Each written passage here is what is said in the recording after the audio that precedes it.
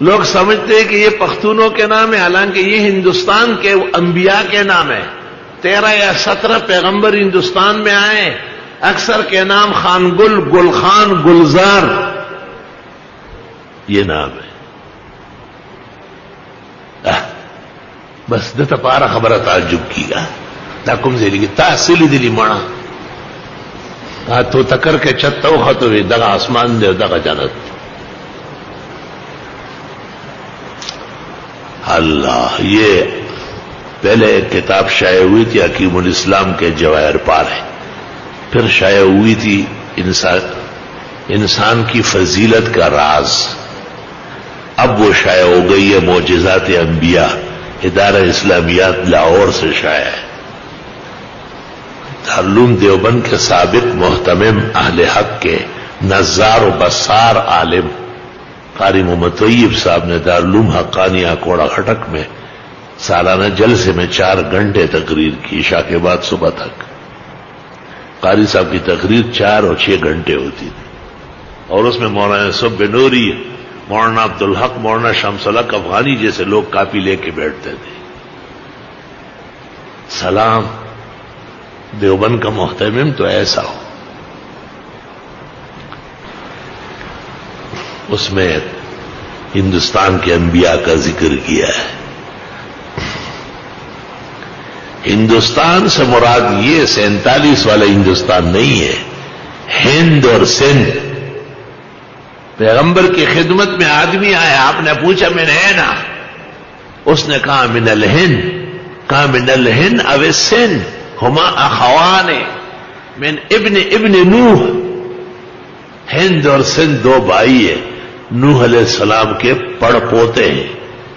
آپ کے بیٹے کنعان کا بیٹا ہے خوشنگ، جس کو کہتے ہیں خوشرنگ بھی، اور خوشرنگ کے پھر 2 بیٹے ہیں، ایک کا نام ہند ہے، دوسرے کا نام سندھ ہے۔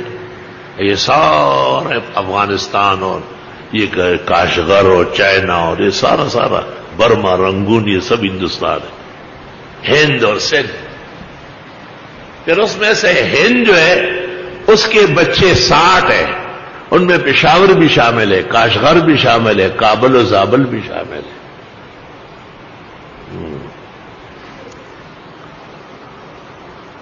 دیکھیے محمد قاسم فرشتہ کی کتاب تاریخ فرشتہ اور ہندوستان کی مفصل تاریخ گلزارستان فی تاریخ ہندوستان۔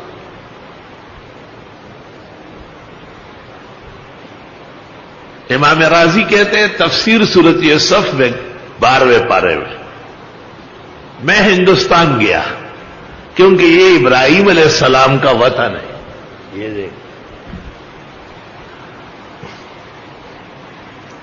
عبد الماجد دریابادی نے تفسیر میں لکھا ہے، افسوس امام صاحب نے یہ نہیں بتایا کہ ہندوستان میں کہاں گیا ہے۔ میں نے اس پر لکھ دیا پشاور آیا ہے، کیونکہ وہاں اوپر ایک قلعہ ہے، اس کا نام ہے جمرود، یہ اصل میں ہے نمرود، اور یہی دارالخلافہ ہے۔ اور 2 پہاڑ ہیں 6 میل کے مسافت میں، 6 فٹ نیچے گہری کھودنے کے بعد راکھ نکل رہی ہے۔ یہاں حضرت ابراہیم علیہ السلام کو جلایا تھا، قلنا یا نار کونی بردم وسلاما علی ابراہیم۔ اور وہاں سے بچ نکلنے کے بعد نمرود نے اپنی بیٹی سارا دے دی انعام و اکرام میں کہ خدا کا قہر کم ہو جائے۔ اور مقامی لوگوں نے بھی ایک لڑکی پیش کی تھی خیبرہ، کہتے ہیں فشتون نام کا بیٹا ہوا ہے، آگے نسل چلی، مقدمہ تاریخ ابن خلدون ہوا۔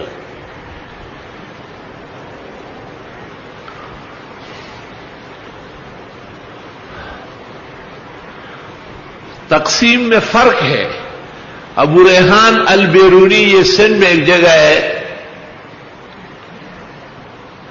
کیا نام ہے اس کا، وہ جو ایگریکلچر کالج ہے بہت بڑا، بیرانی، وہ کہتے ہیں ولدت بالبیرانیہ وہی قریۃ من قرائے سندھ والسندھ من تہلکہ کابل۔ ابو ریحان البیرونی سفر نامہ کہتے ہیں میں بیرانیہ میں پیدا ہوا ہوں، یہ سندھ کی بستی ہے اور سندھ کابل کا ضلع ہے. قدیم اور جدید نقشوں کا بہت فرق ہے. ہمارے اس علاقے کو خوزستان کہتے ہیں قدیم نقشوں میں، ایران کو کرمان کہتے ہیں. بخاری شریف کتاب الحج میں ہے لو اراد احد من کرمان الی الحج. اور بعد میں پھر کرمان اور خوزستان اور یہ علیحدہ علیحدہ صوبے بن گئے، دور دور ہو گئے.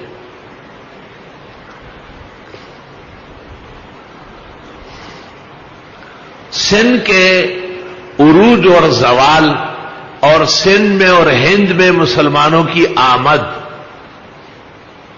تاریخ فرشتہ کے علاوہ زیادہ معتبر وہ بلازوری محدث ہے اور اس کا نام ہے فتوح البلدان. محمد بن قاسم کی آمد و تشریف آوری اور ان کا جہاد اور ملتان تک پہنچنا اور پیچھے سے عبد الرحمن سکسکی کا انہیں واپس بلانا اور سزا دینا، افسوس صد افسوس. وے دل کے پپولے جلوٹے سینے کے داغ سے، اس گھر کو آگ لگ گئی گھر کے چراغ سے. اپنوں نے ایسی سزائیں دی ہے کہ پوچھو نہیں. دل کے پپولے جل اٹھے سینے کے داغ سے، اور اس گھر کو آگ لگ گئی گھر کے چراغ سے. اللہم صلی وسلم علی النبی وعلی آلہ واصحابہ وبارک وصلی وسلم علیہ.